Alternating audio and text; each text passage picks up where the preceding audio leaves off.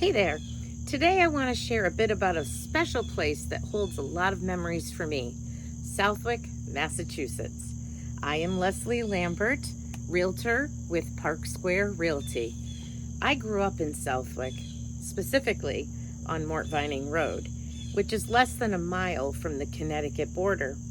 This unique location shaped my childhood in so many ways, and I want to take you on a little journey through this charming area known as the Jog. It's a quirky part of town that dips down into Connecticut, which not everybody knows about. Now, if you're not familiar with the Jog, let me explain. This geographical quirk is the only aberration in the otherwise straight Massachusetts state line. The history of how it came to be is interesting to me, at least, and it's filled with a few different stories. Most historians agree that the Jog originated around the early 1800s when surveyors were mapping out the state boundaries. During this process, the line moved several times before it was finalized, leading to some interesting outcomes. One popular story suggests that the Jog was the result of a surveying error. The original surveyors may have been using outdated maps. As they worked to delineate the borders, they inadvertently created this odd angle. There's even a humorous tale that claims the surveyors might have been intoxicated while working on this important task. Another tale tells of a local land dispute over the Congamon Lakes. The residents wanted to ensure that the lakes remained part of Southwick rather than be absorbed into Connecticut. This reportedly led into negotiations that ultimately resulted in the Jog that we see today. Growing up on Mort Vining Road, deep down in the Jog, I often found myself riding my bike over to Granby, Connecticut. It was a quick trip, and it felt like a mini adventure every time I crossed that invisible state line. The freedom of those bike rides is something I still cherish. It always felt like an escape, a little bit of extra freedom to cross that state line. One of my earliest jobs was working at a place called High Meadows in Granby, Connecticut. It's a lovely place that offered, and I believe still does, a range of outdoor activities and events. I worked in the kitchens, and it was a real life lesson. I learned so much about responsibility, customer service, and hard work at a young age, all while being surrounded by the beauty of nature. Plus, working just across the border felt kind of special, like I was part of two communities at once. Going forward, I worked at a number of Connecticut businesses, including restaurants, a dance studio, a summer theater organization, Simsbury Summer Theater. Some of you might know me from there. And currently, I am working at a vineyard as a little side hustle for Lost Acres in Granby. Come and see me there, or anyone else. Their wine is delicious.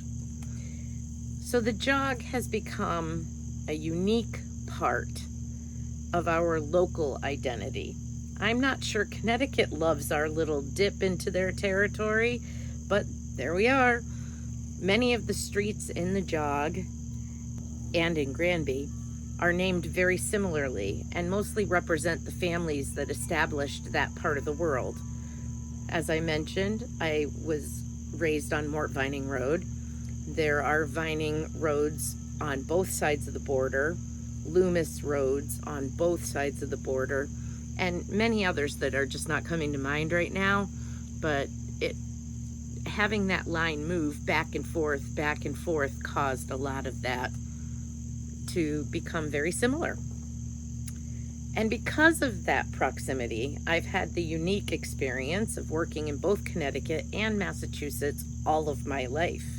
It's given me a diverse perspective on the communities and markets in both states. Whether it's visiting friends or hanging out in Southwick or exploring the vibrant and beautiful towns of northwestern Connecticut, it's always something to discover.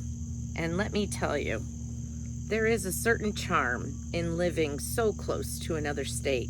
It's like having the best of both worlds. Now, let me talk about real estate. Because I've lived in the Jog and understand the nuances of both states, I am licensed to sell real estate in both Massachusetts and Connecticut. This gives me a unique edge when helping clients navigate their options. Whether you're looking for that perfect family home in Southwick or a little cozy retreat just across the border in Connecticut, I can help you find exactly what you're looking for. And sometimes you may not know which side of the state line you want to live on, and I can help you either way. I have so many fond memories from growing up in Southwick. I often still spend a lot of time with my Southwick school friends, and I love all of our cherished and shared memories. Southwick shaped me who I am today. And even now, I love meeting new people who are looking to start their stories there. Did you know that Southwick is known for being a recreational area? You might, because of the Congamon Lakes.